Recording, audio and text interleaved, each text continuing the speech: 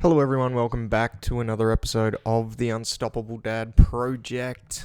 Thanks for joining us. Took a week off last week. We've had some pretty big life changes happening. As if you are watching the video version, you can probably see got some slightly different surroundings compared to where I have in the past. Before I get into today's episode, just want to ask you a favor as always. If you find some value out of what we do, please make sure you share this around and that you are subscribed on the podcast platforms, or if you're watching the video version, that you're subscribed on YouTube. By you helping us share this around, you'll help us grow it. This podcast I've been at now for a bit over 12 months. It's continued to grow. I've continued to get great messages of support from everybody who does listen to it, and I am eternally grateful for you guys for tuning in, and I'm hoping that you do get some value from it. And if you do, please share this around. Help us continue to grow it. Help us continue to make sure that we can continue to do this and provide you with hopefully some great information that we do or that I do along the way. So over the last 3 weeks, we've been going through the process of shutting down our gym. Now, if you're tuning in for the first time, for the last 11 years, I've run a gym. It's a small group strength and conditioning facility, and we've made the decision that we've closed it down. And as of now, I'm now operating solely online, meaning that I'm dedicating all my time to doing projects like this, like the Unstoppable Dad Project, and helping people all over Australia, try and get to a amazing level of fitness and strength and athleticism. And as a result, we made the decision that we were going to close down our in-person operation. Now, there was a lot of factors that played into that decision. It was a really hard decision to make, and it was a decision that really impacted a lot of people, like our members, obviously myself, but also impacted our family. And one of the things that, when we went through this, that I really understood was how much it affected our little family, and especially like my daughter, right? So she's 7 years old, and she hasn't known anything different. She was born into the fact that we owned a gym. We had it for maybe 4 years. It would have been 4 years before she was born. So it's been a big adjustment for us, which is one of the reasons why, I've had the last couple of weeks off doing the podcast. And this week's topic, I just wanted to go through, I guess, what's happened with me and my training and my mindset over the last couple of weeks with everything around the gym closure and working to shut that all down. And the biggest thing is, I speak about adaptability with a lot of my clients, and I speak about adaptability on this podcast a lot. Like, if you've listened to more than one episode, you would have heard me go into detail about adaptability, especially when it comes to training and movement and doing things, because as dads, as parents, shit's going to happen. Like, especially with the kids. Kids are going to get sick. Kids are going to have stuff on. You're going to have stuff on. You're going to get sick. There's going to be other commitments that are going to have to take priority, whether that be work, whether that be family related, that are just going to be flat out more important than potentially going to the gym.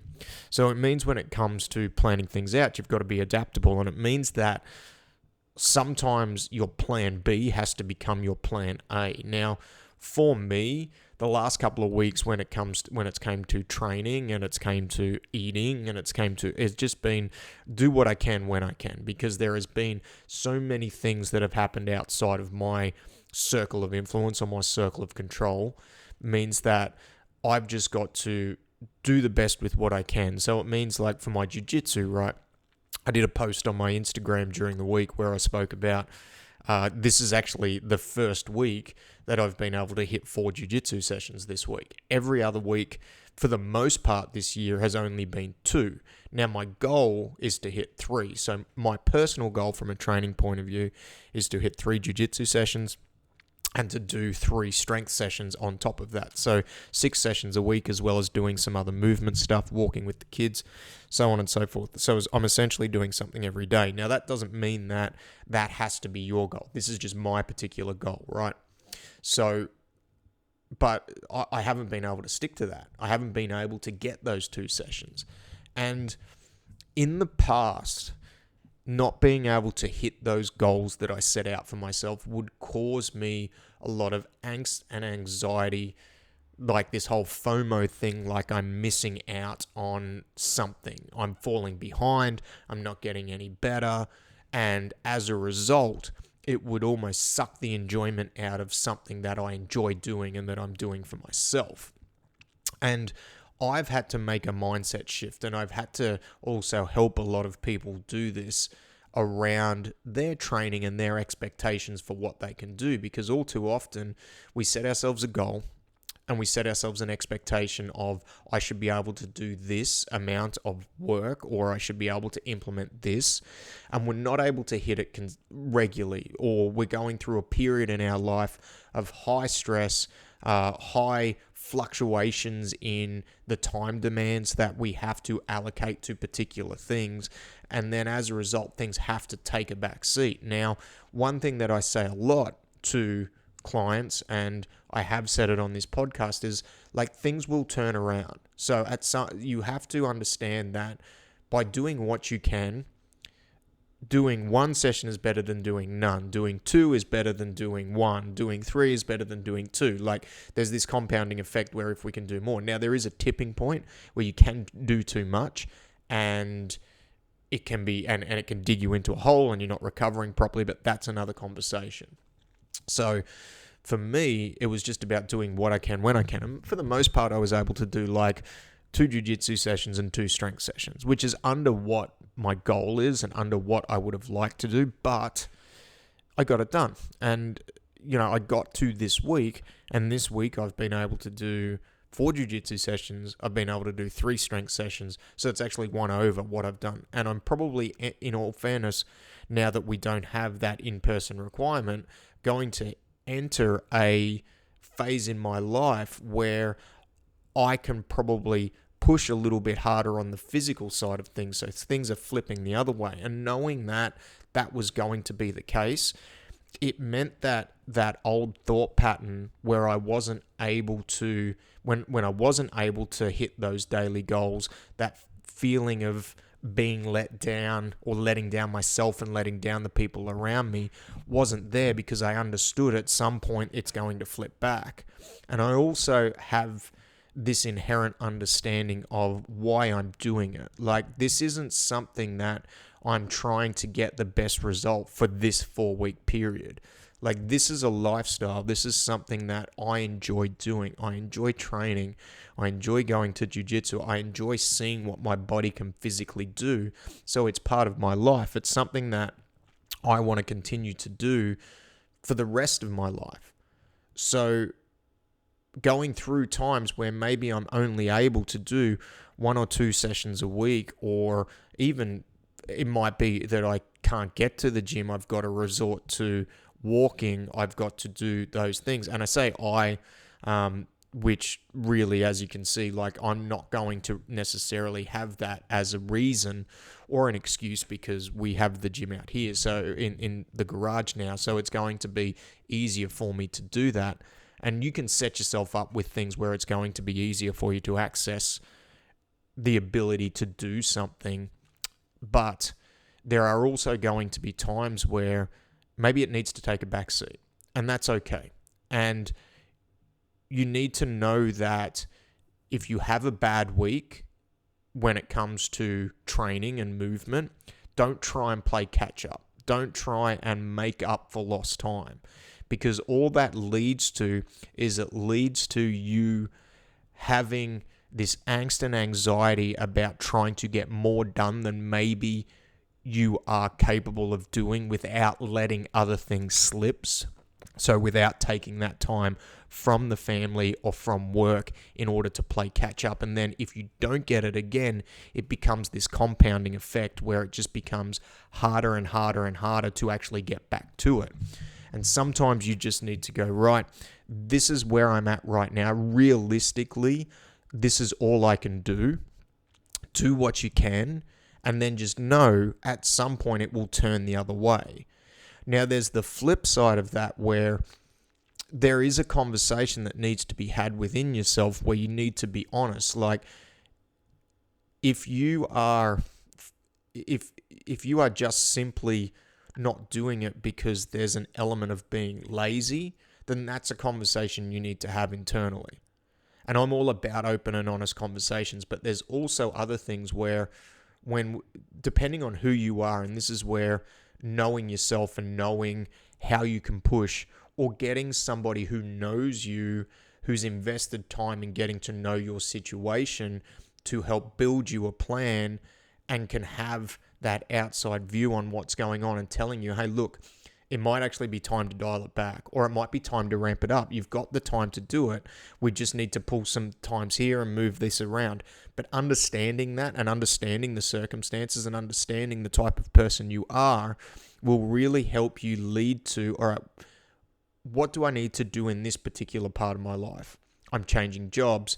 I'm moving something. Maybe I'm closing down a business and transitioning to something else. Maybe, the kids are sick and it's just hard to, I have to manage them as well as managing myself. Like, there's all these things that are going to factor in. And for maybe a month or two, you have to just put things on the back burner. And instead of doing 3 to 4 to 5 sessions a week, you're only doing 1 to 2. And understanding that that's okay is just one of the biggest things that can help you long term. Because over the years, I've seen so many people who all they want to do is they go through these periods of high stress and they want to keep pushing. And then all of a sudden what happens is something that they used to enjoy becomes something that they are unbelievably stressed about, that they stop enjoying, because all they're doing is they're trying to push to a point. They're trying to fit essentially a square peg in a round hole, and it just doesn't work. I've done it. I've done it so many times in my life with a lot of different things.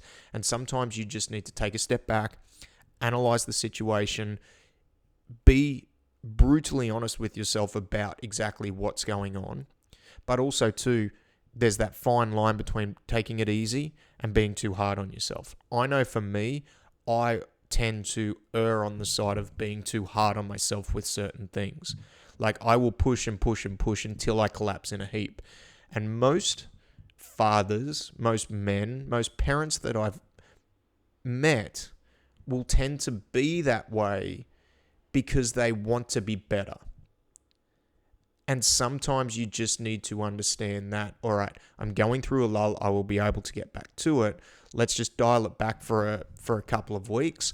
And then when I can see a bit of daylight, then we're back into it, right? Then we can start rolling, we can start really getting into it, and we can start pushing again.